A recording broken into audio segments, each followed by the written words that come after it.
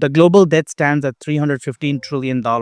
America alone carries $38 trillion. China, Japan, Germany. Every nation drowns in obligation that drops their economies. Now ask yourself this: if the entire world is a debtor, then where are the creditors? The answer reveals something most people never see. The debt isn't owed to anyone external, it's owed internally to the system itself. And that system was deliberately constructed by four individuals who understood that permanent debt generates permanent profit. These weren't accidental innovations, they were calculated designs, each building on the last, creating a structure where repayment becomes impossible and interest flows forever upward. The meetings are documented, the mechanisms are public, the beneficiaries are identifiable, and this is how they did it. England, 1694. War consumed resources faster than taxation could provide them. King William III faced empty coffers and mounting military expenses against France. Traditional lending was collapsing because England had defaulted before, and wealthy merchants refused new commitments. Enter William Paterson, a Scottish financier who had failed at multiple ventures but possessed one revolutionary idea. Paterson proposed something unprecedented. The government would borrow £1.2 million, roughly 300 million in contemporary value, and never return the principal. Instead, England would pay 8% interest annually, forever. To manage this agreement, Paterson suggested creating an entirely new entity called the Bank of England. The structure was elegant. Merchants would deposit gold with the Bank of England. The bank would transfer it to the government. Parliament would guarantee annual interest payments from tax revenues. The bank would distribute this interest to merchants' depositors. But crucially, original sum would remain perpetually outstanding. So why would merchants accept this? Well, the interest was guaranteed by parliamentary law, backed by government's taxation authority. So as long as England could tax its population, payments would continue, and banknotes merchants received weren't static holdings. They were tradable instruments, functioning as currency that simultaneously generated returns. Parliament approved the scheme. The Bank of England received its charter. Gold flowed into government accounts. And for the first time in human history, national debt became a permanent feature rather than temporary obligation. This wasn't a flaw, it was the design. Consider the mechanics. The government paid £96,000 annually on 1.2 million at 8% interest.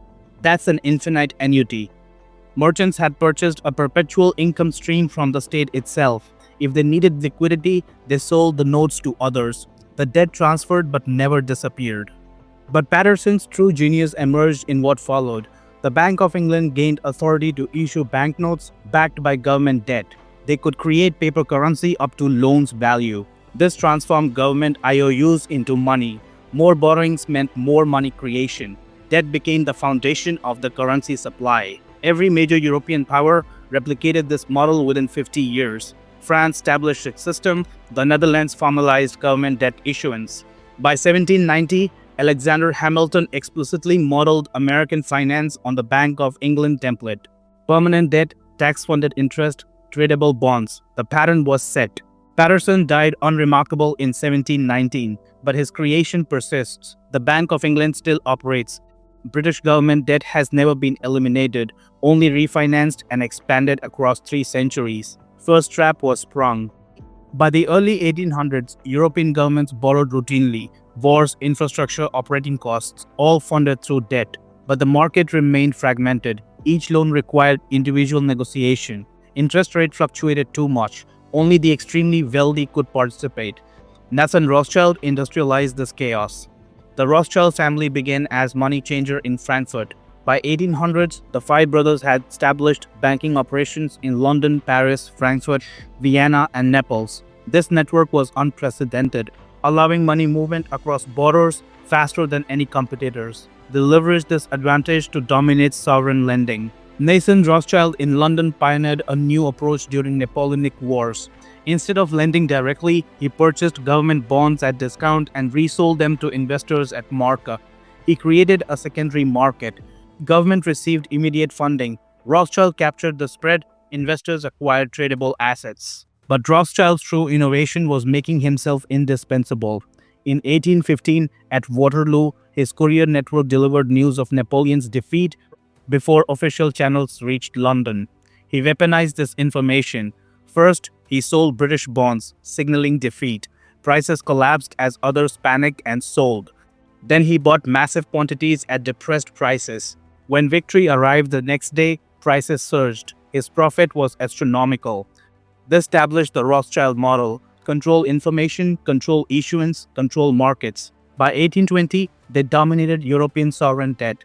Any government needing capital went through Rothschild channels because they controlled the investors' network and dictated terms. Before Rothschild, government debt was contained.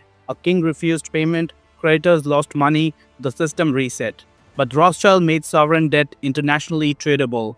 A British one might be owned by a French investor who sold it to a German bank who pledged it as a collateral to an Austrian institution. The ownership web became so complex that default no longer meant refusing one creditor. It meant triggering systematic international collapse. This is the Rothschild contribution: interconnect debt so thoroughly that default becomes impossible, not from responsibility, but from systematic risk. Governments couldn't escape because escape meant destroying the entire network. They had to continue paying and had to keep borrowing to service existing obligations. The Rothschild family wealth peaked mid-century as the world's richest dynasties, surpassing monarchies. That wealth was derived from a single source: interest on sovereign debt. They produced nothing tangible, they built no infrastructure. They only lent to government and collected interest perpetually. Paterson's mechanism, industrialized by Rothschild, now trapped every European government. By 1900, America was an economic power, but financially primitive. Banks operated independently. Gold-backed money supply. No central bank mechanism managed the debt. JP Morgan changed this, not for public benefit, but to protect his banking empire. The 1900 financial panic saw stocks crashes and bank failures. Morgan personally organized the rescue. He assembled major New York bankers in his library, closed the door, and compelled them to pledge funds, stabilizing failing institutions. It worked, the panic ended, and Morgan became America's de facto central banker. But he was 70 years old. He couldn't repeat this intervention. So Morgan and his associates designed a permanent solution. They needed a central bank, but Americans weren't fond of central banks. Previous attempts had been shut down by populist opposition, so they disguised it. In 1910, Morgan's representatives, including Senator Nelson Aldrich and executives from largest banks, met secretly on Jekyll Island, Georgia. For 9 days, they architected what would become the Federal Reserve System. Secrecy was essential. Public knowledge that bankers were designing national monetary policy would trigger riots. The plan was masterful political engineering. It wouldn't be called a central bank, but a Federal Reserve System. Not one institution, but 12 regional banks. Not Wall Street controlled, but overseen by presidentially appointed governors. It appeared decentralized, democratic, and public. But the structure ensured banker control. Regional Federal Reserve banks were privately owned by member banks. Those members elected regional boards. Regional boards influenced Federal Reserve Board composition. The government appointed some members, but bankers controlled the system. And the critical power of creating money and purchasing government bonds resided with Federal Reserve Bank of New York, which was controlled by Wall Street's largest institutions, Morgan's institutions. The Federal Reserve Act passed Congress in December 1913, largely because most representatives didn't comprehend what they were approving. Immediately, the debt trap expanded exponentially. Now, government didn't just borrow from banks. It borrowed from Federal Reserve, which could create money to purchase bonds. Unlimited demand for government debt. Before the Federal Reserve, borrowing limits existed. Banks possessed finite capital to lend, but the Federal Reserve could create money by purchasing government bonds. Government issues bonds, the Fed buys the newly created money. Government spends, and debt appears on Fed's balance sheet, backed solely by the promise of perpetual taxpayer servicing. This mechanism enables infinite debt. The Federal Reserve ensures constant debt for government bonds, so government never stops borrowing. It rolls over debt eternally because the Fed always buys. Interest payments flows from taxpayers to banks owning the Federal Reserve System. Morgan died in 1913, the year the Federal Reserve was created, but his legacy is the structure enabling today's $38 trillion in US debt. Without the Federal Reserve, such borrowing would be impossible. Markets wouldn't support it. With the Fed as guaranteed buyer, there is no limit. The debt trap became infinite. By the 1970s, The trap functioned globally. Developed nations borrowed, rolled over debt, paid interest. But developing nations struggled. They borrowed for development and couldn't maintain payments. The system approached limits until Paul Volcker made it permanent. Volcker chaired the Federal Reserve from 1979 to 1987, facing a crisis. Inflation exceeded 10%. Dollar credibility was eroding. He needed to stop inflation even if it triggers recession. So in 1979, Volcker raised interest rates dramatically. The federal fund rate jumped from 11% to 20%, the highest in American history. This crushed inflation, but it had another effect. Developing nations had borrowed billions in dollars during the 1970s at low rates. New loans were due and interest rates had tripled. Interest alone exceeded export revenues. August 1982, Mexico announced that it couldn't make payments, which led to its default. This should have triggered global collapse. American banks had lent most of that capital. If Mexico defaulted, Citibank, Bank of America, Chase Manhattan would take catastrophic losses. Some might even fail. The entire banking system faced risk. Volcker could have allowed it, let banks absorb losses, let markets clear, but he didn't. Instead, he orchestrated billions through the International Monetary Fund.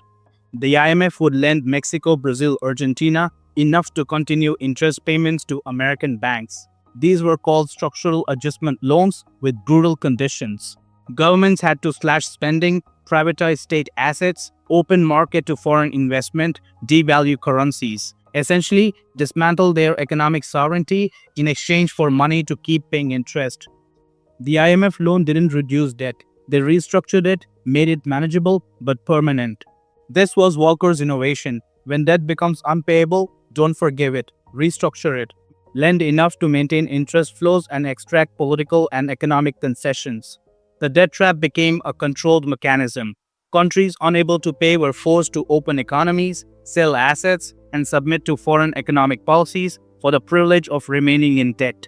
This pattern has repeated for 40 years. Greece in 2010, Argentina multiple times, Sri Lanka in 2022. The structure has always been the same. IMF issues loans to maintain interest payments, austerity imposed, sovereignty surrendered, but debt never got eliminated, just restructured into permanence. Volcker died in 2019, but his legacy ensures that the debt trap is global and inescapable. Even when countries cannot pay, they are refinanced into permanent indebtedness.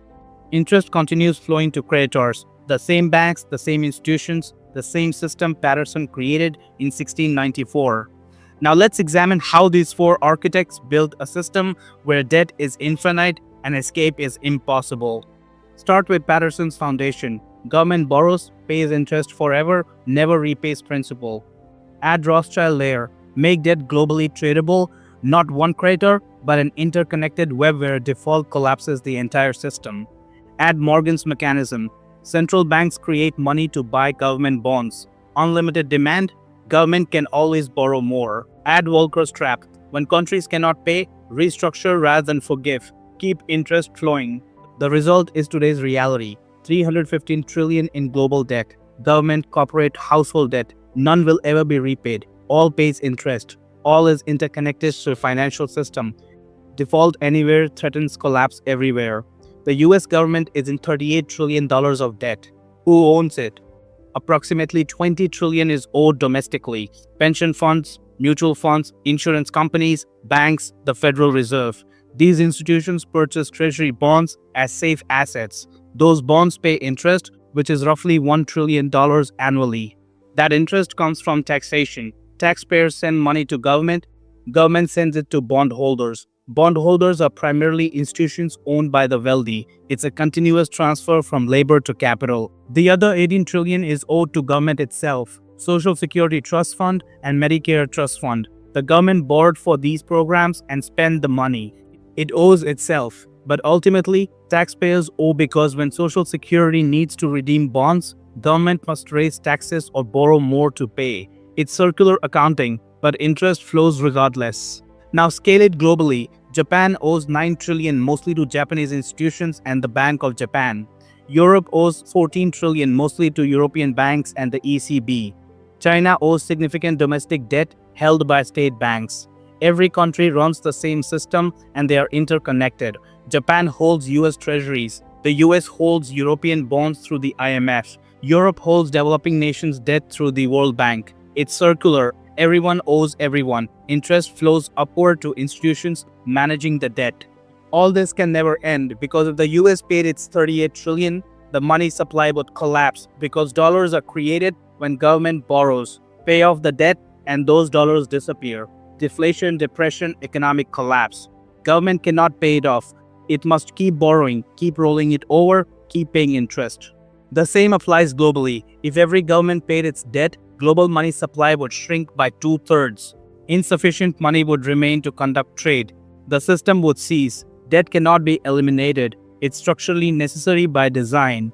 And who profits from all this? The institutions holding the debt. BlackRock, Vanguard, State Street. These asset managers control tens of trillions. They purchase government bonds with other people's money, pension funds, retirement accounts, insurance premiums, and collect the interest. About 1 trillion annually from US debt alone, plus interest from Japan, Europe, and other countries. That trillion in annual interest payments flows from taxpayers to bondholders. It's the largest continuous wealth transfer in history, structural and invisible to most people because it's not called taxation. It's called debt service. But the mechanism is identical. Workers pay, institutions collect, but debt never decreases. The four architects didn't conspire it together. They lived in different centuries, but each solved the problem in ways that benefited financial institutions. Each solution built on the previous one.